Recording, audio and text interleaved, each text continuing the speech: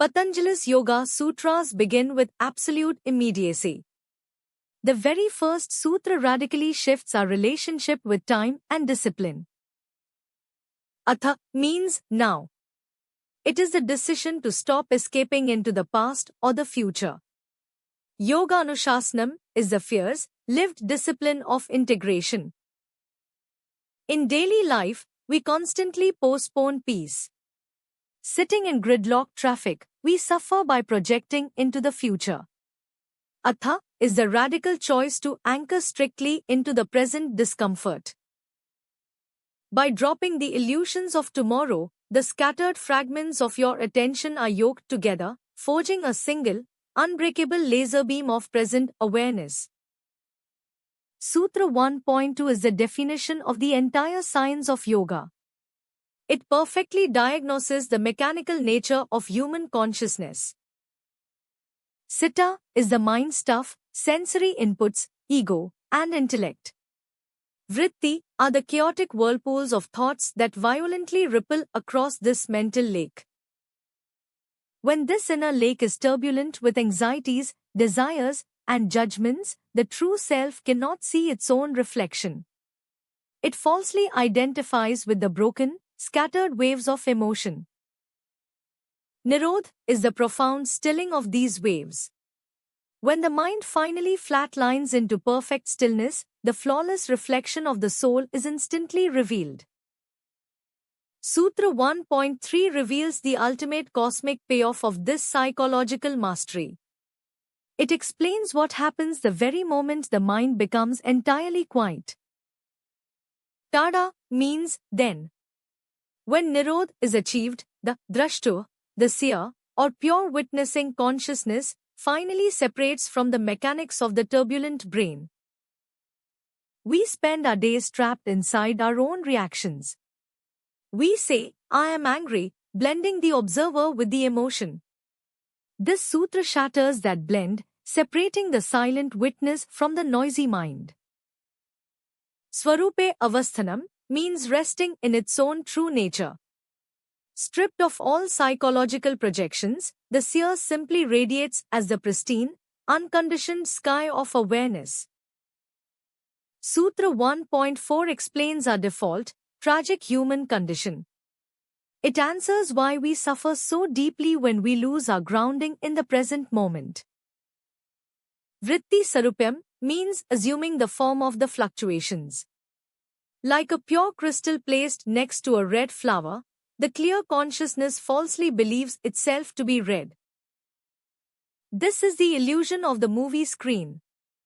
The seer becomes so entirely hypnotized by the chaotic, dramatic movie of daily life that it forgets it is merely the blank, untouched screen.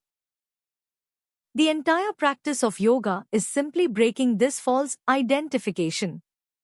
We gently remove the colored flowers of our thoughts, returning the crystal of consciousness to its radiant clarity. In Sutra 1.5, Patanjali brilliantly categorized the infinite chaos of the mind into a precise, manageable, dualistic framework. All human thoughts are divided into 5 streams, and every single thought is strictly polarized. It is either klishta, painful and binding, or aklishta, helpful and liberating. Doom scrolling, obsessing over insults, and generating fear are klishta waves. Taking a conscious breath, practicing gratitude, and cultivating wisdom are aklishta waves. We do not fight the mind directly. We strategically use the smooth, golden waves of aklishta thoughts to overpower the jagged, red waves of klishta thoughts. We use a clean thorn to extract a dirty one. Sutra 1.6 explicitly lists the 5 distinct types of mental fluctuations. If a thought exists, it belongs to one of these exact 5 categories. They are praman, which is right knowledge, viparya, which is misperception, vikalpa, which is imagination, nidra, which is deep sleep, and smriti, which is memory. Whenever your mind pulls you out of the present moment, it is hijacking you through one of these 5 specific pathways. Recognizing the pathway strips it of its deceptive power. By correctly labeling every thought as either knowledge, illusion, imagination, sleep, or memory, the yogi methodically dismantles the ego, leaving only the glowing core of the seer. Sutra 1.7 defines the very first mental fluctuation, praman, or right knowledge, providing us a rigorous filter for absolute truth. True knowledge can only come from three infallible sources: flawless direct perception, rigorous logical inference, or the unquestionable testimony of an enlightened master. We suffer daily by treating internet rumors and our own toxic assumptions as valid testimony. We let these unverified stories dictate our actual biological reality and ruin our peace. The yogi uses this sutra as an ironclad mental funnel. If a thought is not perceived directly, logically sound, or from a perfect source, it is instantly discarded, protecting the mind.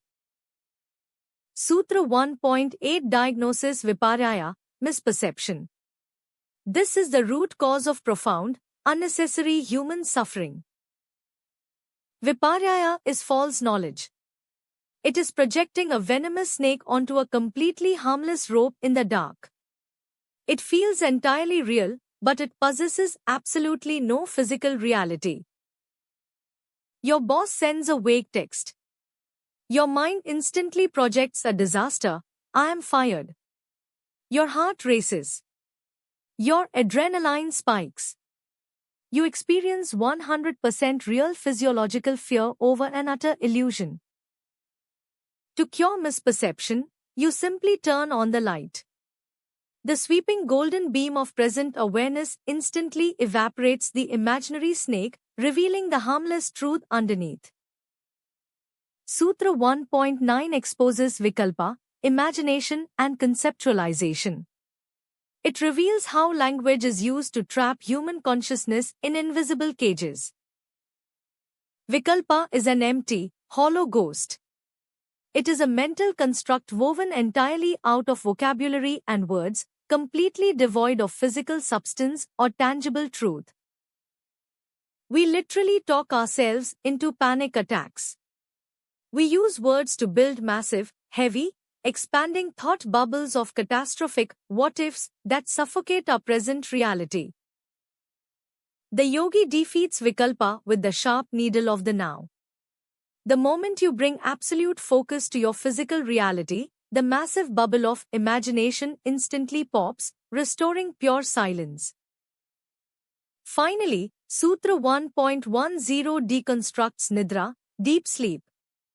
Patanjali shatters the assumption that sleep is merely the brain turning off. Sleep is actually an active mental modification. It is the active cognition of nothingness. The mind is heavily flooded by tamas, the dark, viscous force of inertia and covering. Nidra operates during the day, too. When overwhelmed by stress at your computer, you experience brain fog or disassociation. The mind actively deploys the Nidra wave as a psychological escape mechanism. This is the ultimate meditation trap. Beginners often slip into the dark, unconscious void of Nidra, mistaking it for the radiant, hyperconscious, golden void of true Samadhi. We step immediately into Sutra 1.11, where Patanjali dissects the fifth and final fluctuation of the mind, memory. The text reads, Anubhutavishya sampramosha smriti. Memory is the retention of past experiences. The great commentator Vyas states that every direct experience leaves a subtle, glowing imprint on the mind called a sanskar. Asampramosha means not stealing away. In daily life, memory is the mind's refusal to let an event die. A simple scent can trigger a massive physiological response to a decades-old trauma, proving that memory violently superimposes dead history over the living present. Having fully diagnosed the chaotic mind, Patanjali delivers the ultimate prescription in Sutra 1.12, Abhyasvairagyabhyam Tanirodh. these mental modifications are restrained by practice and non-attachment. Hariharananda Aranya beautifully compares the mind to a river flowing in two directions simultaneously. Abhyasa, or practice, is the fierce, fiery effort pulling the mind toward absolute stillness.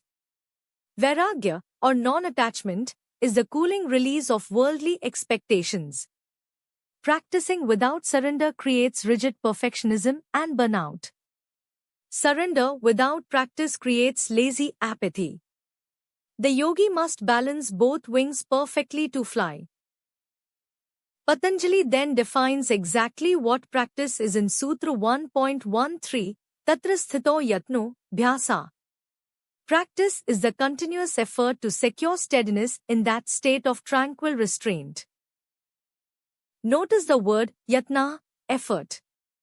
Spiritual life is not entirely passive. Sthito means remaining firmly grounded. In your daily life, when you receive a toxic email, the mind wildly wanders toward anxiety. Abhyas is the literal, muscular effort of pulling your attention back to your breath and refusing to engage the drama. It is returning to the center 1,000 times a day. When does this exhausting effort become natural? Sutra 1.14 answers, Satu Dirghakla Narantarya Satkarsevito Dridha Bhume. Practice becomes firmly rooted when cultivated for a long time, uninterruptedly, and with earnest devotion. Vyas warns that sporadic effort yields nothing. Dirghakla requires years, not days. Narantarya means doing it daily, without skipping when you feel tired. Satkara means honoring the practice deeply. Just like going to the gym, consistency builds a Dridha Bhume, a foundation so profound that peace becomes your absolute baseline, unshaken by the storms of the external world. Sutra 1.15 defines the second wing, Vairagya, or non-attachment. Drishtanushravikavisya vitrishnasya vashikara samjana vairagyam. Non-attachment is the consciousness of absolute mastery in one who is free from craving objects seen or heard about. This is the ultimate psychological shield.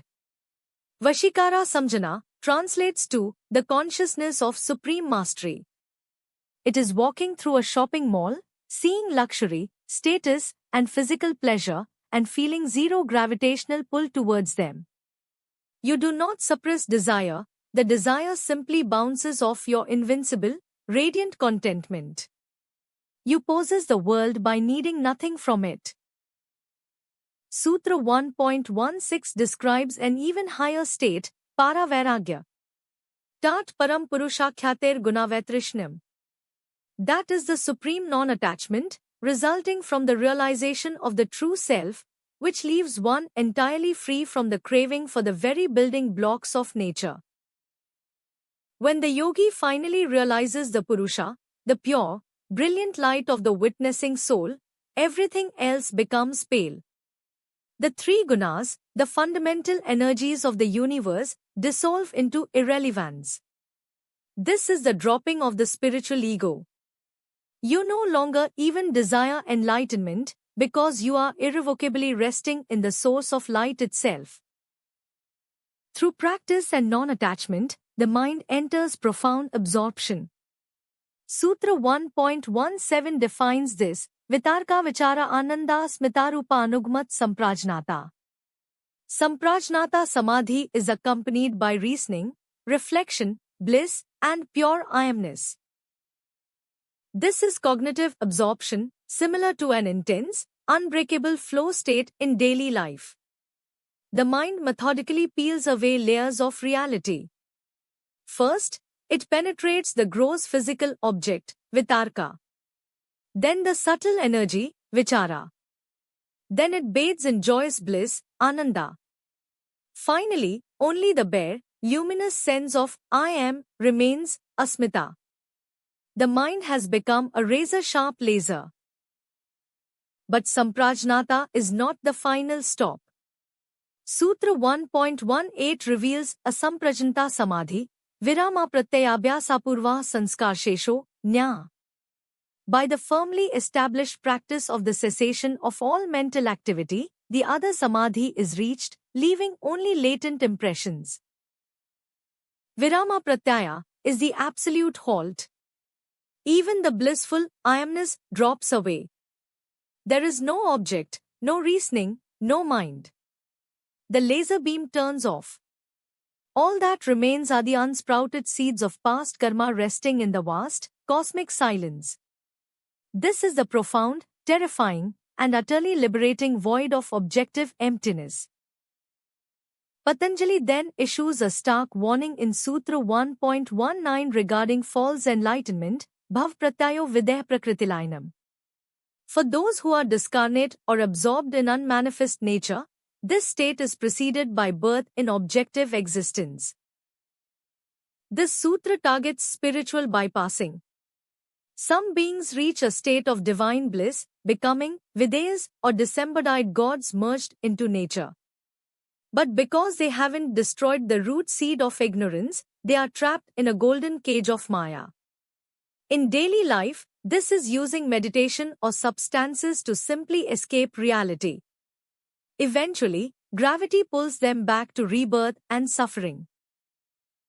For standard humans aiming for true liberation, Sutra 1.20 provides the flawless 5-pillar roadmap, Shraddhavirya Smriti Samadhi Pragyapurvaka Itresham. To others, this samadhi comes through faith, energy, memory, concentration, and true wisdom. Vyas calls Shraddha, faith, the loving mother that protects the yogi. It breeds virya, dynamic energy, which fuels smriti, the continuous memory of the highest truth. This unbreaking mindfulness naturally results in samadhi, deep absorption. Finally, from the depths of samadhi, pragya, absolute wisdom, explodes outward, shattering ignorance forever and crowning the yogi in supreme liberation. We enter a crucial turning point in the text. Patanjali addresses the velocity of spiritual evolution in Sutra 1.21. The text reads, Tivra samvegnam asanna. Samadhi is near to those whose desire is intensely strong. Vyas' classical commentary describes samvega not merely as passive interest but as an overwhelming, burning spiritual velocity. In daily life, this is the difference between a casual hobbyist and a master athlete. A lukewarm desire to be less anxious yields lukewarm results. But when the pain of a distracted, chaotic mind becomes unbearable, and your commitment to presence becomes absolute and fierce, profound inner stillness, Nirodha, manifests almost instantly. Patanjali acknowledges human diversity in Sutra 1.22, Mridumadhya Adhimatratvat Tatapai Vishesha. There is a further distinction in the speed of attainment due to mild, moderate, or intense practice. Not all seekers are the same. A Emadiyu practitioner exerts mild effort, they meditate when it is convenient. A Madhya practitioner exerts moderate effort, they have a daily routine but lack deep penetration. An Adhimatra practitioner applies extreme, unyielding intensity in every waking moment, filtering every thought. The architecture of reality dictates that your psychological liberation is mathematically proportional to the precise degree of effort you invest. What if you are completely exhausted? What if sheer willpower fails? Sutra 1.23 offers an astonishing, beautiful shortcut, Ishvara Pranidhanadva, or by complete surrender to Ishvara, the Supreme Lord.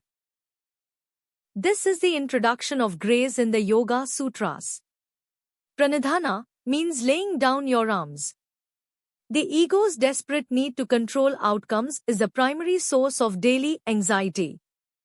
When the ego collapses under its own weight, and the practitioner surrenders total control of their life and actions to the highest organizing intelligence of the universe, Ishvara, the turbulent mind instantly pacifies, bypassing years of muscular effort. Who or what is this Ishvara? Sutra 1.24 provides a strictly psychological, non-sectarian definition, Klesha karma vipkashayar apramrishta purusha vishesha Ishvara.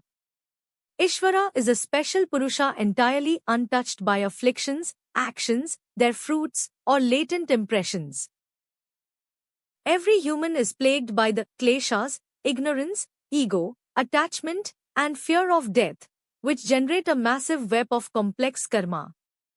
Ishvara is defined as the singular, ultimate benchmark of consciousness that has never, ever been entangled in this web.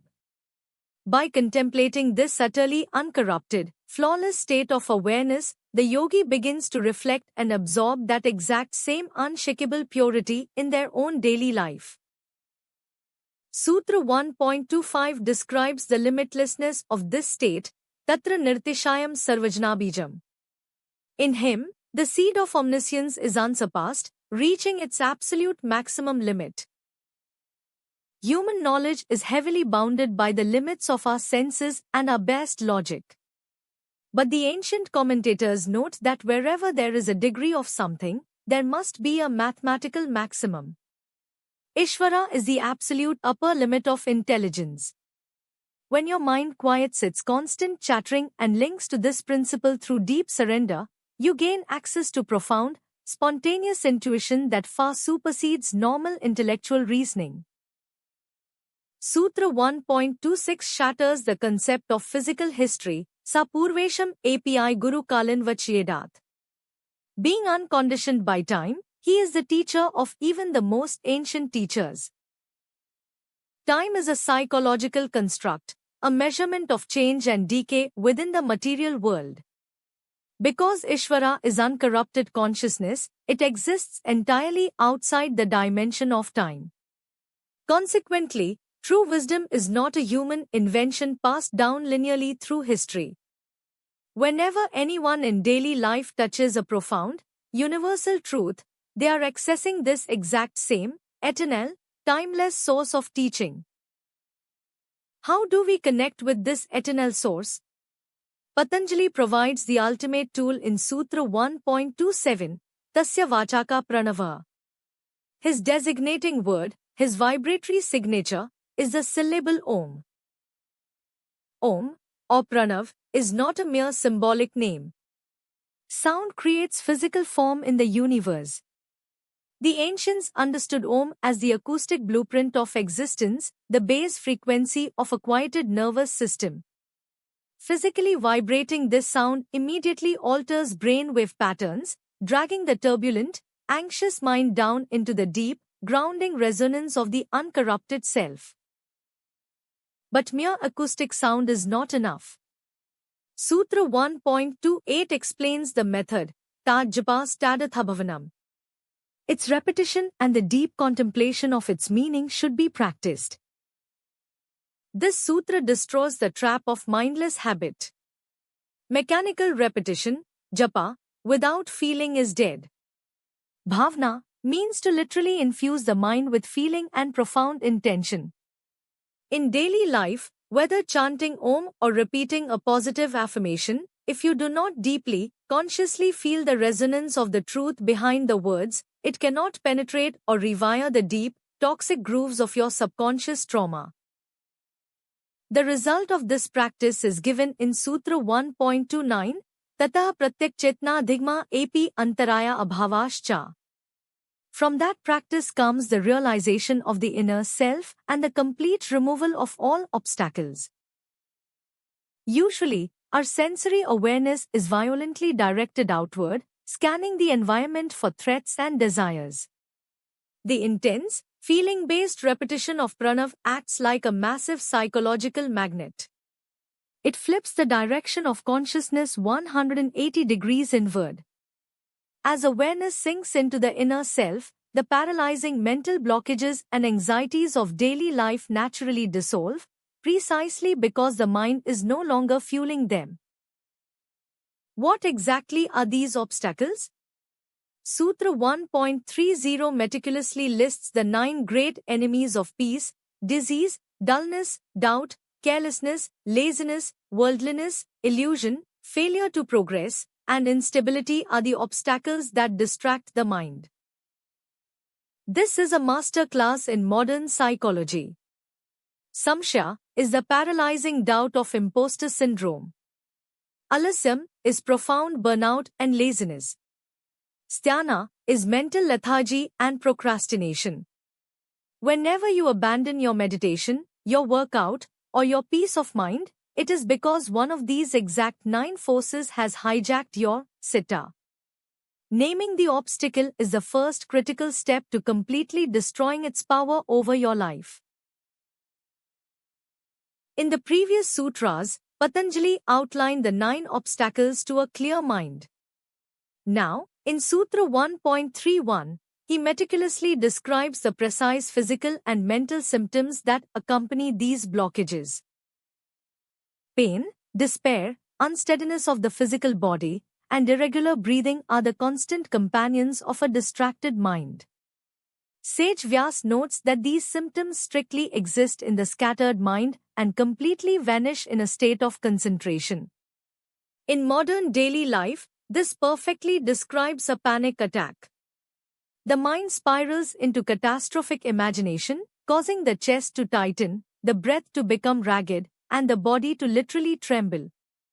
The physical nervous system is entirely hijacked by mental chaos.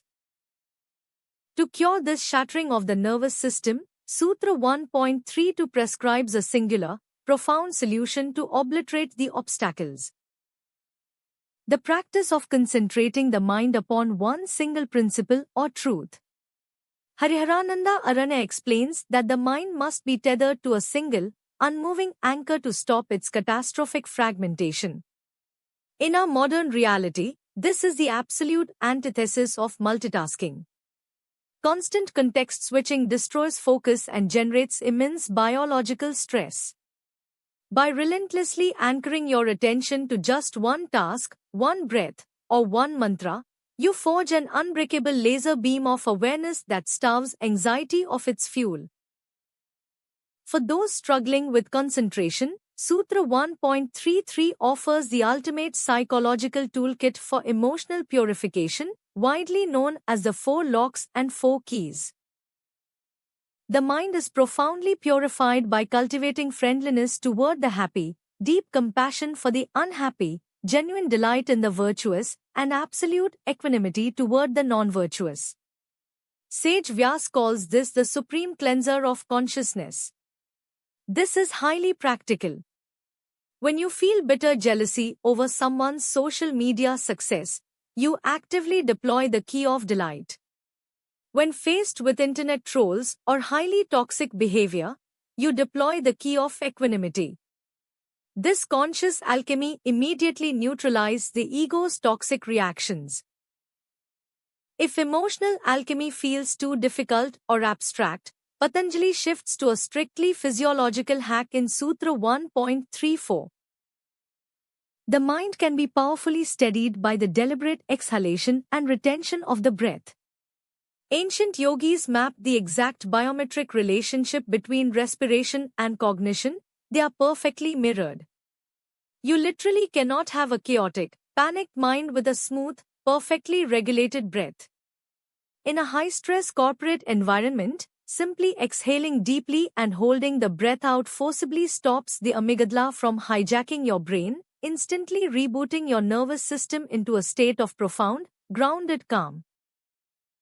Sutra 1.35 offers another alternative doorway to stillness, using the intense focus of the physical senses themselves.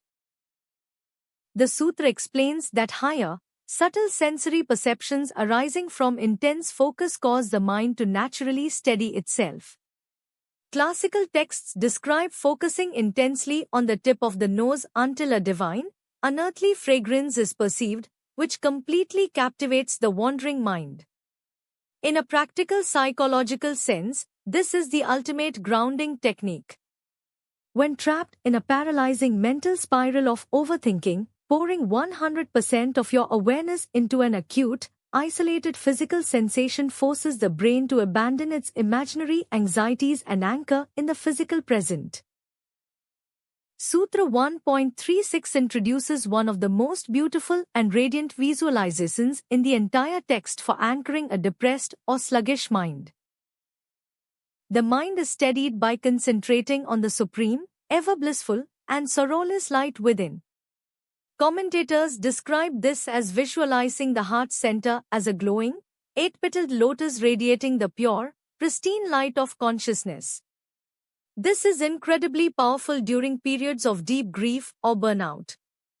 By visualizing an invincible, luminous core inside yourself that is entirely untouched by external tragedy, you systematically break the mind's identification with darkness and sorrow, pulling it upward into sattvic radiance.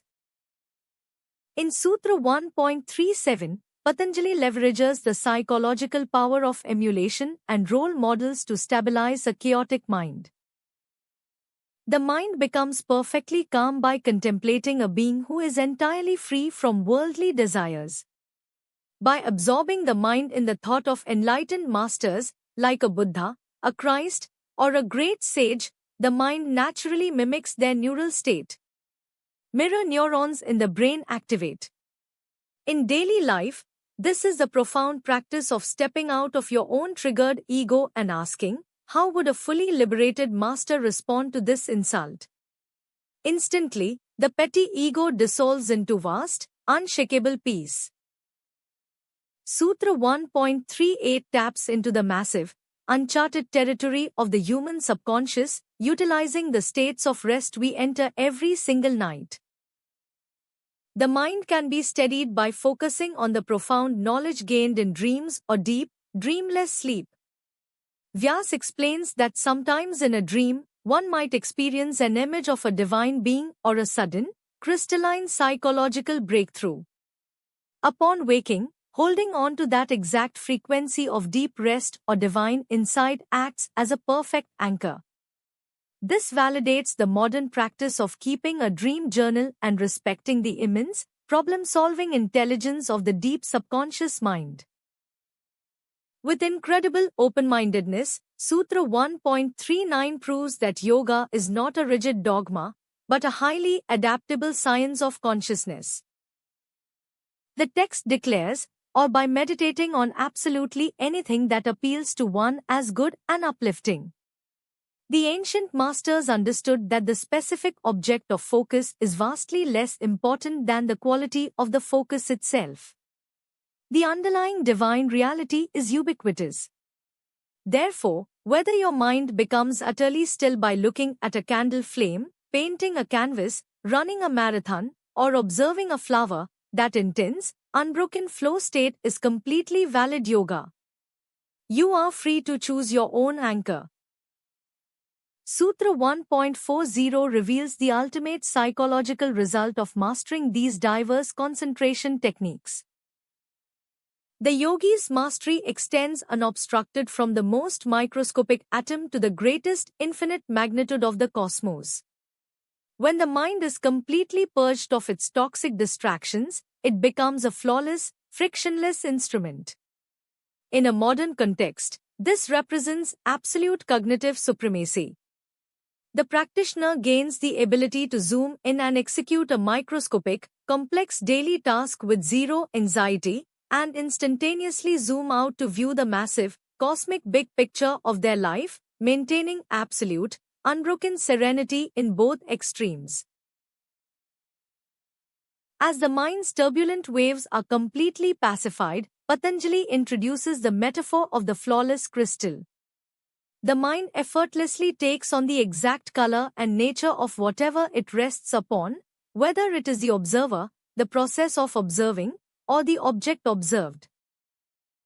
Sage Vyas explains that in this state of sampatti, or complete cognitive absorption, the mind loses all its toxic filtering mechanisms. In modern psychology, this is ultimate objective clarity. Without the distortion of personal bias, unresolved trauma, or egoistic projection, you perceive the world exactly as it is, mirroring physical and spiritual reality with absolute, unbroken fidelity. Patanjali now maps the ascending stages of this crystal-like absorption, beginning with Savitrika Sampatti. This is a state where the mind merges with a physical, gross object, but the experience remains heavily mixed with language, conceptual meaning, and past knowledge. Imagine looking at a magnificent tree, but your mind is still subconsciously echoing the word tree and recalling its biological definition. The cognitive absorption is incredibly deep and focused, yet Hariharananda Aranya notes that it remains slightly cluttered. The practitioner is still subtly bound by the linguistic constructs and labeling mechanisms of the human intellect. The next profound psychological leap is Nirvitarka Sampatti. This occurs when memory is completely purged of language, names, and conceptualization. The egoic habit of constantly naming the universe violently drops away. In this stage, the mind is emptied of its own form and shines solely as the object itself. You do not see the tree and think the word tree. The barrier between the observer and the observed entirely collapses. For a suspended moment of pure, blinding consciousness, you effectively merge with the object in absolute, silent communion, experiencing reality directly without the middleman of vocabulary. The journey inward deepens immensely in Sutra 1.44, introducing Savichara and Nirvichara Sampatti. Instead of locking onto gross physical objects, the crystal mind now locks onto the most subtle, microscopic building blocks of reality, energy, time, and the subtle elements. In our daily lives, this maps to transcending the loud, physical symptoms of anxiety in order to objectively observe the raw, pulsing, energetic current existing beneath it. The yogi ceases to be distracted by the surface waves of the ocean, instead effortlessly penetrating the subtle quantum architecture of their own psychology and the physical universe. How incredibly deep does this subtle perception go? Sutra 1.45 declares that this subtle dimension extends all the way down to Alinga, the absolute unmanifest, primordial baseline of nature known as Prakriti. The practitioner's awareness pierces through the layers of physical matter, beyond atoms, beyond thoughts, and reaches the absolute bedrock of the cosmos. This is the realm where all matter, energy, and mental phenomena exist in a state of pure, unsprouted potential, entirely free from any recognizable form or physical manifestation. Patanjali pauses the ascent to ground the practitioner with a crucial, sobering warning in Sutra 1.46. All of these profound stages of absorption, from the gross objects to the unmanifest universe, are classified collectively as Sabija Samadhi. Sabija means samadhi with a seed.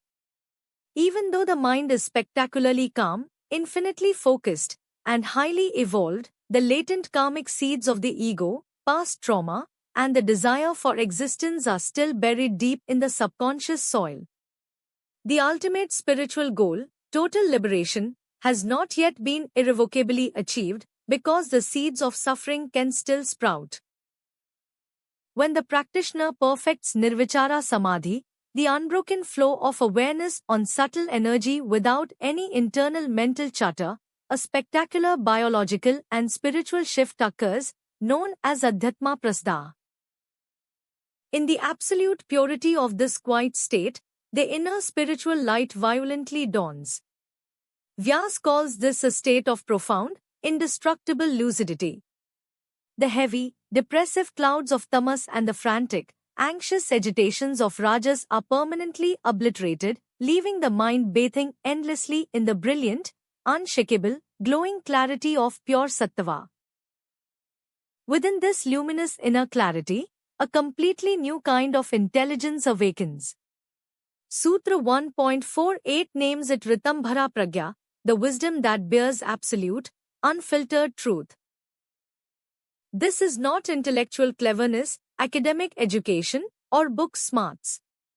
It is a state of cognitive infallibility. In daily life, this translates to perfect, flawless intuition. You no longer guess, doubt, or try to rationalize your decisions. Your consciousness aligns so perfectly with the fundamental fabric of reality that every insight is flawlessly true, bypassing the illusions of the ego entirely. Sutra 1.49 draws a hard, definitive line between ordinary knowledge and this supreme yogic wisdom. Knowledge gained from reading sacred scriptures, listening to teachers, or engaging in logical deduction only deals with generalized, high-level concepts. But truth-bearing wisdom, Ritambhara Pragya, perceives the unique, microscopic, specific essence of reality. A highly trained psychologist can read a textbook about generalized trauma, but this yogic wisdom is the sudden lightning flash of insight that intuitively grasps the exact, unwritten, utterly specific root of a person's suffering without requiring a single word of explanation. What happens when this ultimate, truth-bearing wisdom hits the human nervous system? Sutra 1.50 explains the breathtaking mechanics of profound spiritual reviving and the destruction of karma. The latent impression, or sanskar, born from this supreme wisdom is so intensely powerful that it acts like a cosmic eraser.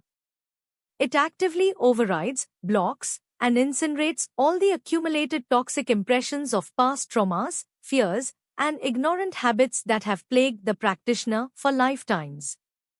The new, radiant circuitry of truth permanently overrides the old, deteriorating circuitry of human suffering. We finally arrive at the ultimate pinnacle of Chapter 1. Sutra 1.51 describes the absolute culmination of the human evolutionary journey. When even the impression of that supreme wisdom is willingly surrendered and quieted, total cessation occurs. This is Nirbija Samadhi, seedless absorption.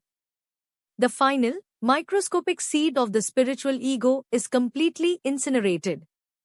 The mind ceases to operate entirely, having fulfilled its cosmic purpose.